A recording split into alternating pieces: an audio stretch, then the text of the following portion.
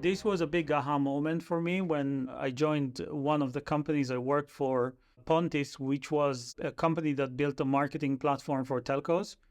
And when I joined Pontis, I was basically interviewing, and the CTO really liked me. We had a good connection throughout the interview, and he said, "Why don't you just join and we'll figure out something to do with you?" Which was very strange because I wasn't actually joining to do a specific job. I just joined the company for whatever. So I thought this is really exciting. That's a very different way to think about people and to think about roles. And I really like that. So I joined the company and I was essentially looking for work because I didn't have any job, any role definition or anything like that, any responsibilities. So I was just going around looking for things to do.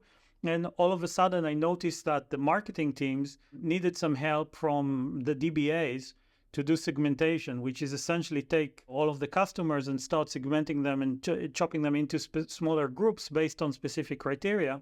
And the DBAs absolutely hated that work. They dreaded this work. They never wanted to do it. This is not what they signed up to do. They were not excited about it. So it was just not really working. The marketing teams were obviously very frustrated because this was very, very important. They needed somebody to do this work and they were not getting the help and support that they needed. So I saw that and I realized that this is essentially just data crunching work. So I thought maybe that's something I could do or something I can help with. And I reached out to the marketing teams and I said, "Do you mind working with me on that?" And they were absolutely over the moon. It must have been the first time somebody really wanted to work with them and help them. So they were very excited about this proposition.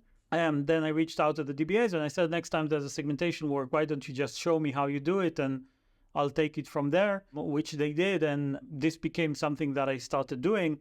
And I really improved this process and I added a lot of capabilities. I made it a lot more efficient. I enabled the marketing teams to segment basically based on whatever they wanted and not maybe one or two dimensions, which is the way it worked earlier. And I think that everyone was really excited about that, to the point that my CEO at some point came over and he said, "Listen, Shahar, I don't exactly know what is it that you do. I'm not entirely sure, but we need more people like you because the work that you do is really, really important for the company and for us to be able to achieve our goals. So I need you to start hiring people and build your team."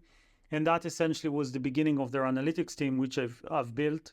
And the lesson here for me was that there's always this kind of work that nobody wants to do. And it can be work that people are not excited about. It can be something that's just feels like a chore. There's always that kind of work.